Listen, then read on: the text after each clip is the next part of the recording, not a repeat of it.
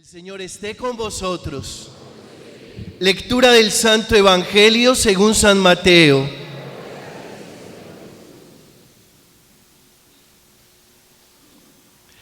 En aquel tiempo, Jesús tomó consigo a Pedro, a Santiago y a Juan, y se los llevó aparte a una montaña alta. Se transfiguró delante de ellos, y su rostro resplandecía como el sol, y sus vestidos se volvieron blancos como la luz. Y se les aparecieron Moisés, que es la figura legal más importante del Antiguo Testamento, y Elías, que es la figura profética más importante del Antiguo Testamento, conversando con él. Pedro entonces tomó la palabra y dijo a Jesús: Señor, qué bien se está aquí. Si quieres, haré 3 tiendas, 3 chozas, 3 ramadas, una para ti, otra para Moisés, otra para Elías.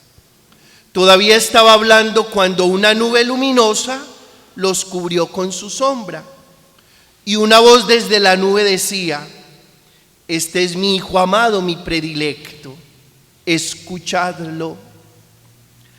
Al oírlo, los discípulos cayeron de bruces, llenos de miedo.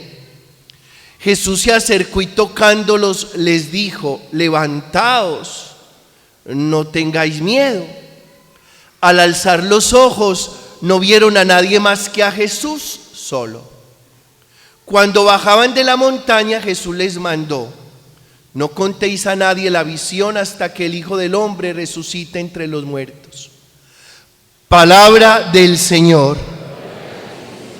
¿Se pueden sentar?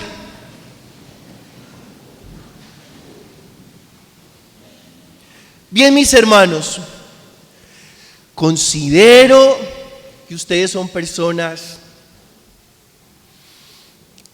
juiciosas, que son capaces de comprender esto que vamos a hablar.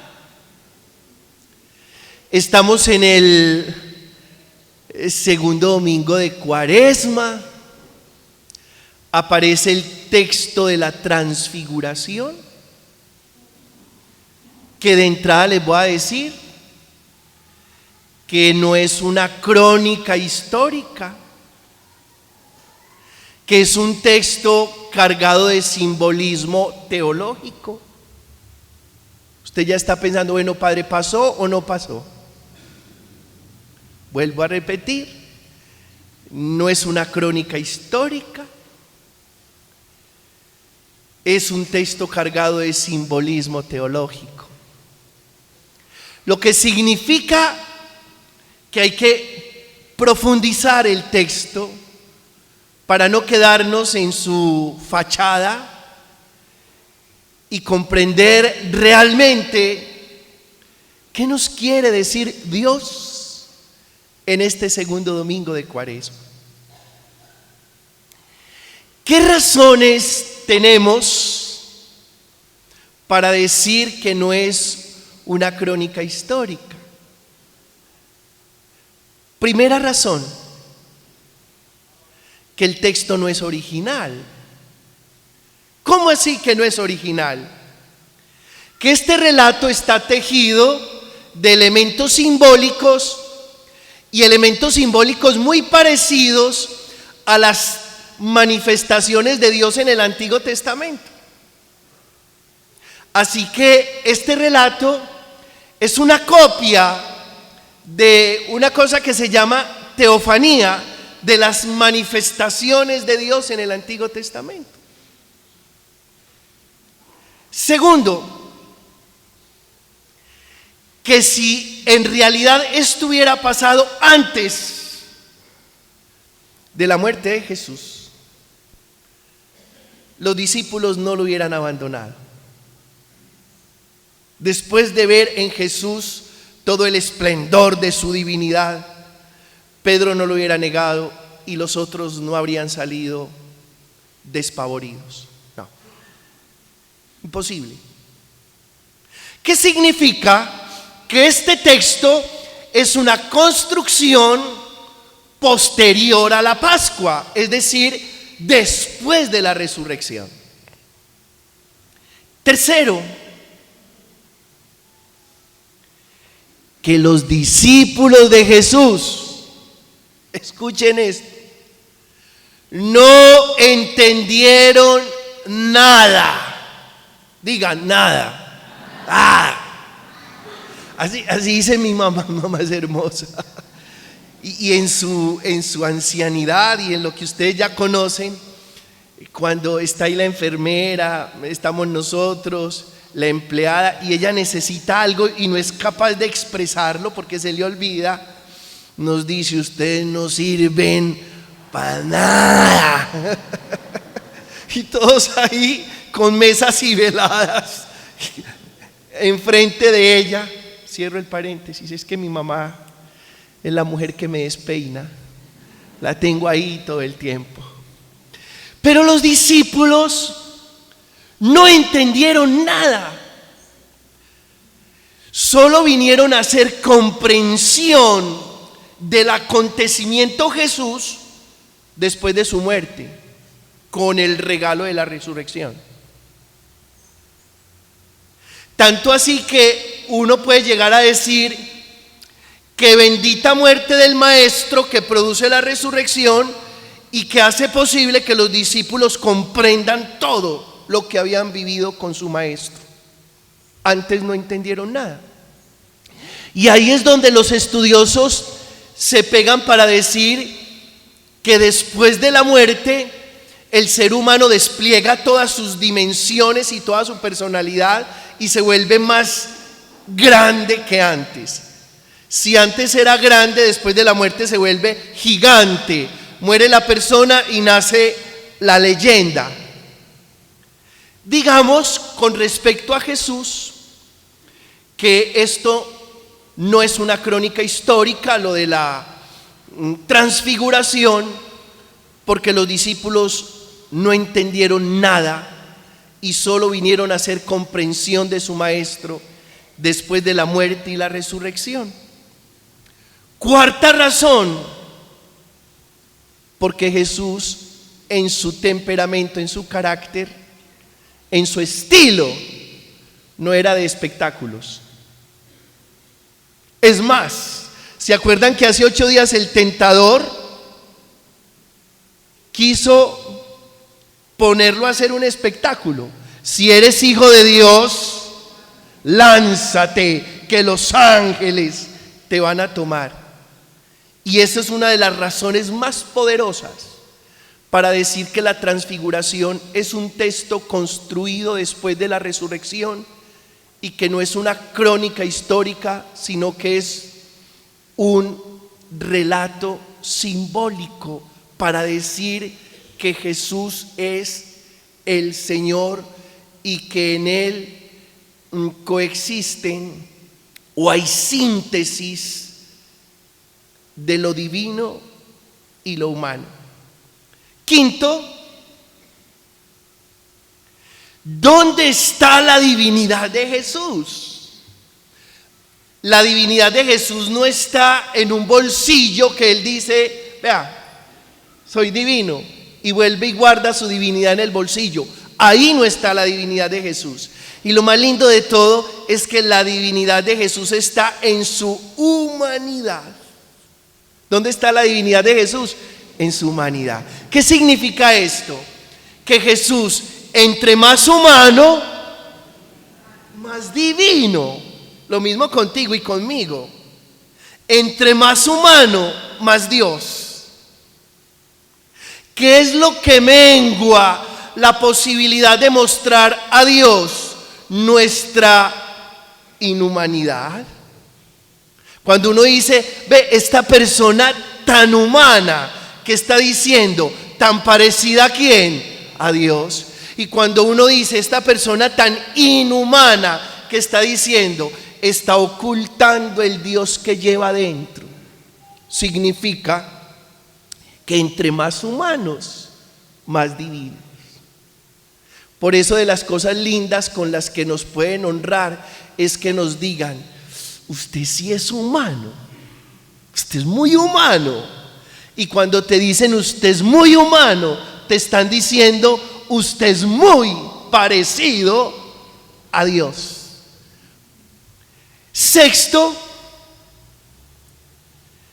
lo glorioso de Jesús no es un rostro que brilla y unos vestidos blancos como ninguna batanera o ninguna lavandera los puede dejar. Eso no es lo glorioso de Jesús. Lo glorioso de Jesús es su capacidad de amar. Eso es lo glorioso de Jesús. Que Jesús no está amando por espasmos como nosotros.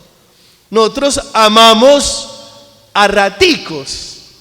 Lo glorioso de Jesús es que Él es el amor encarnado y está amando las 24 horas de los 365 días.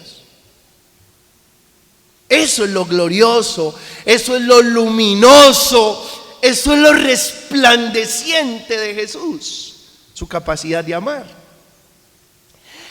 Y séptimo, tendremos que decir que Jesús siempre vivió transfigurado, porque siempre mostró el Dios que llevaba dentro. Por eso.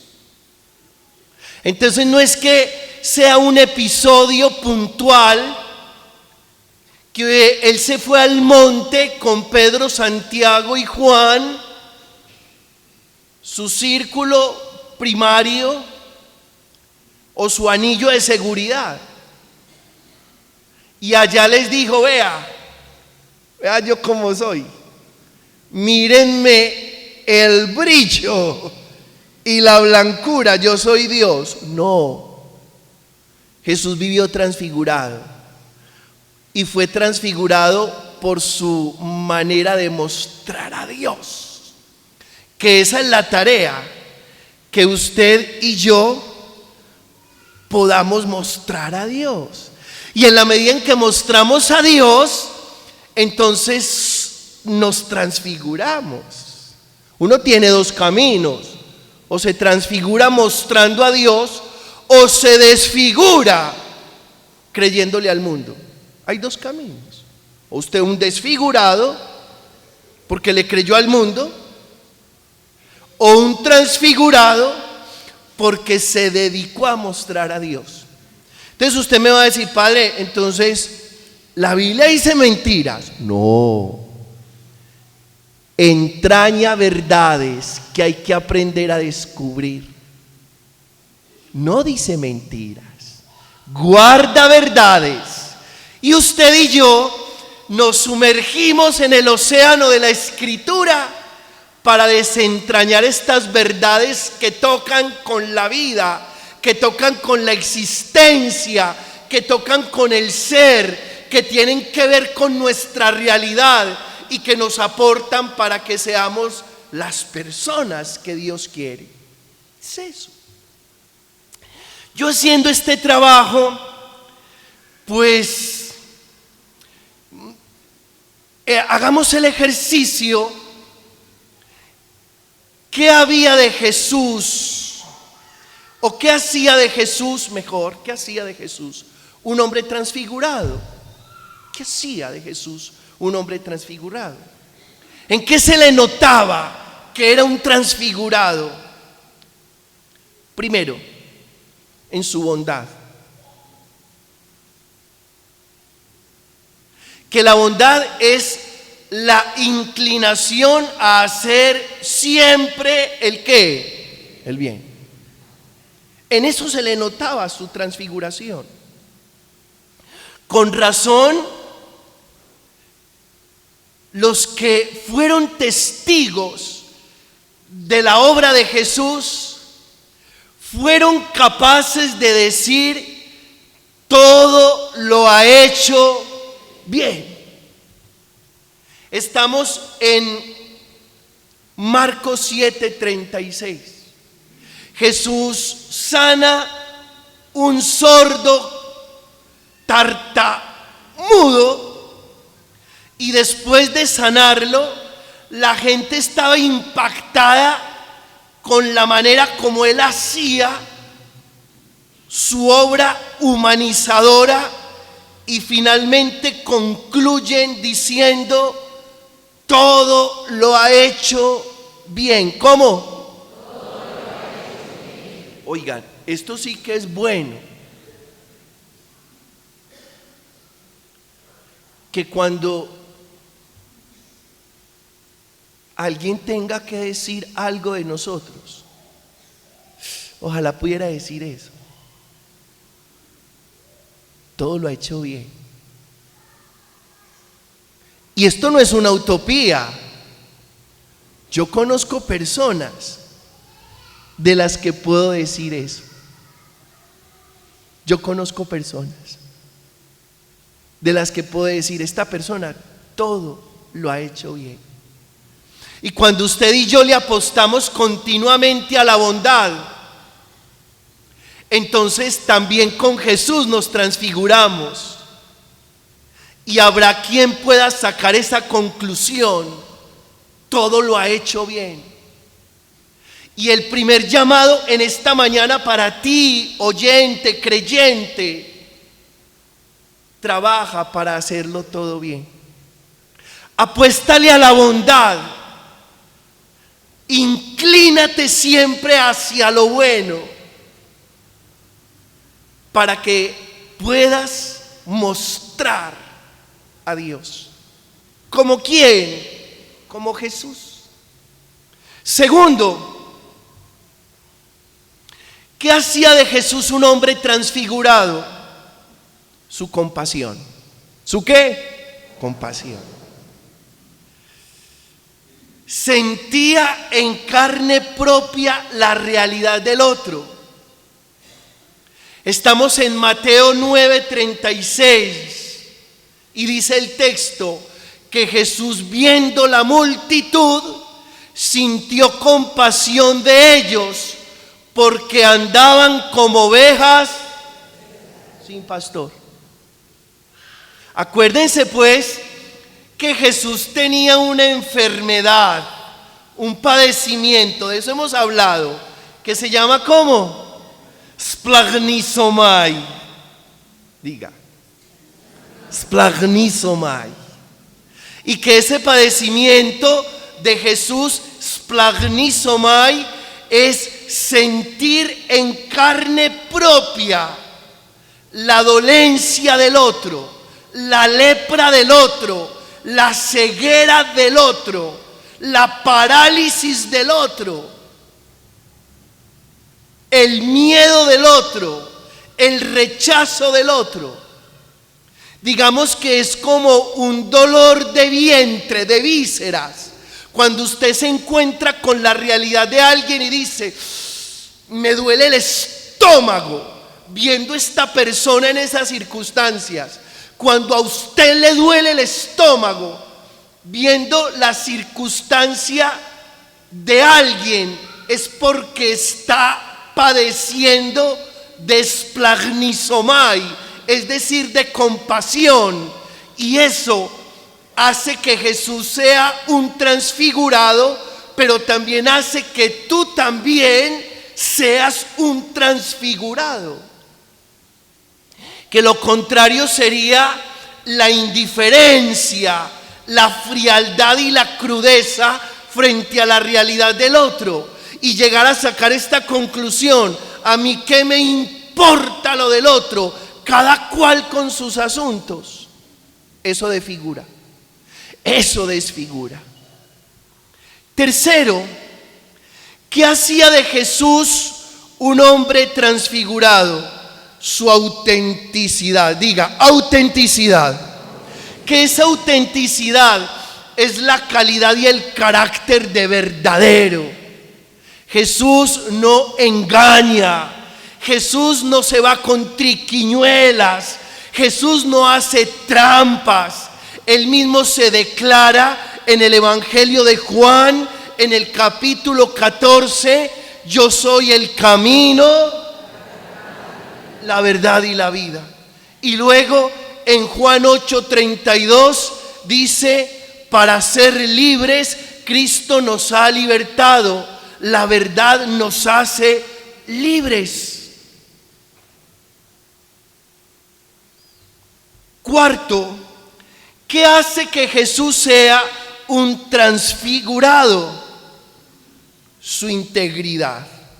Este hombre es un hombre de una sola pieza. Es de una sola pieza.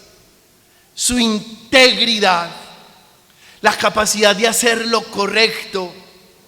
Este hombre es de una sola pieza. Quinto, ¿qué hace de Jesús un hombre transfigurado? Su coherencia. Jesús actúa consecuentemente según lo que dice y lo que piensa.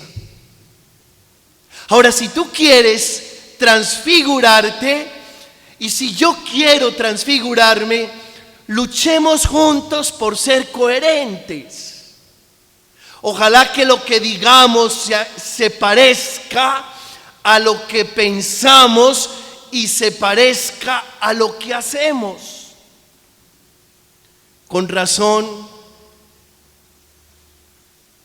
sus testigos sacaron esta conclusión. Este enseña distinto a los escribas. Este enseña con autoridad. Está en Marcos 1:2. A tal punto que los estudiosos de Jesús sacan esta conclusión. Palabra, doctrina y persona en Jesús es exactamente lo mismo. Cuando yo digo la palabra de Jesús, o la persona de Jesús, o la doctrina de Jesús, estoy diciendo exactamente lo mismo. Un hombre que identifica su mensaje con su persona y su persona con su mensaje. Sexto, ¿qué hacía que Jesús fuera un hombre transfigurado? Su libertad. ¿Su qué? Libertad. Libertad. Es un hombre muy libre. Y la libertad es la capacidad de elegir en favor del bien, superando cualquier interés particular. Eso es libertad. Y miren qué interesante. Jesús libre del tener. Se le apareció por ahí un fulano y le dijo: maestro, dile a mi hermano que me dé la parte de la herencia que me toca. Claro. Lo que no sabemos es que si uno mediaba por la herencia de alguien, después le daban una ¿qué? Una comisioncita. Eso es lo que no sabemos. Y Jesús inmediatamente dice: vea pues, este ya me vio cara, con todo el respeto de los comisionistas que están aquí, pero este ya me vio cara de comisionista. No, venga, yo no soy comisionista, yo no vine a eso. Y esto nos permite comprender la libertad de Jesús frente al tener. Luego la libertad de Jesús frente al poder.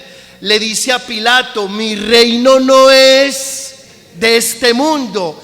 Y luego su libertad frente al éxito.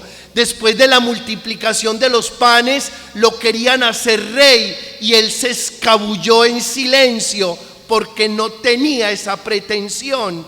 Y luego su libertad frente al qué dirán. No le importaba lo que pudieran decir de él y fue capaz de decir: mi alimento es hacer la voluntad del Padre.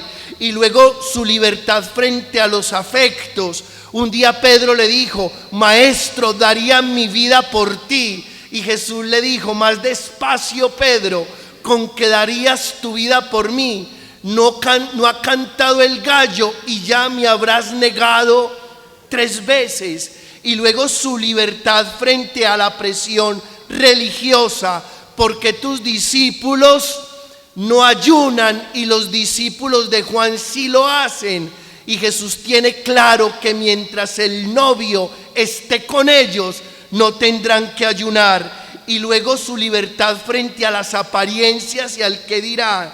Por eso comía en casa de pecadores. ¿Qué hace que Jesús sea un hombre transfigurado? Su libertad para actuar, su libertad para hablar, su libertad para sentir, su libertad para creer, su libertad para hacer. 7. ¿Qué hace de Jesús un hombre transfigurado? Su experiencia de Dios. Y su experiencia de Dios significa que fue un hombre volcado, entregado, donado. Yo quisiera terminar esta reflexión diciéndoles: ustedes saben qué es experiencia de Dios. Miren, yo hasta hace muy poco lo entendí, y lo entendí a través de uno de mis maestros espirituales. ¿Qué es experiencia de Dios? Cuando usted le dice a alguien: usted tiene mucha experiencia de Dios, ¿usted por qué descubre que el otro tiene experiencia de Dios? ¿Y usted por qué sabe que tiene experiencia de Dios? Lo que hace que Jesús sea un hombre transfigurado es su experiencia de Dios. Pero ¿qué es experiencia de Dios? ¿Y saben qué es experiencia de Dios? Capacidad de volcamiento. Eso es experiencia de Dios. Cuando una persona, usted la ve las 24 horas entregada a todos, usted puede decir: esta persona tiene experiencia. La experiencia de Dios es volcamiento, es vaciamiento, es donación permanente, es entrega constante. Eso es experiencia de Dios. Cuando usted se dedica a vivir en función del servicio, del amor, de la solidaridad, de la entrega, de usted podemos decir que tiene experiencia de Dios. Y eso es lo que te transfigura. ¿Qué es lo que hace que Jesús sea un hombre transfigurado? Que está volcado, vaciado completamente en favor de los demás. Ahora entendemos que no es el montecito con Pedro, Santiago y Juan y Jesús brillando y sus vestidos blancos, que es mucho más que eso, que el maestro vivió transfigurado y que definitivamente mostró durante toda su vida la transparencia, el amor infinito de Dios. Qué rico eso de la transparencia. ¿Qué es ser transparente? Mostrar a Dios como una pecera que muestra lo que hay dentro. Y entre más limpia la pecera, más muestra lo que hay dentro. Ojalá que nosotros fuéramos como esa pecera, tan limpios que podamos mostrar lo que hay dentro. Y lo que hay dentro de nosotros se llama Dios. Jesús como una pecera, tan limpio de corazón que en todo momento fue capaz de mostrar a Dios. Así que hoy, con mayor claridad, comprendemos lo que significa la transfiguración del Maestro. La honra y la gloria solo para Él. Cierre sus ojos un momentico y haga su oración. Pídale al Señor estas cualidades de Jesús: autenticidad, integridad, transparencia, bondad, compasión. ¿Para qué? Para que tú también vivas transfigurado. Encomiéndale al Señor tus necesidades, tus problemas, tus preocupaciones. No te dejes embotar por ellos. Tu vida es más que esa dificultad. Tu vida es más que ese problema. Dios es más grande que todo lo que pueda estar pasando en tu vida.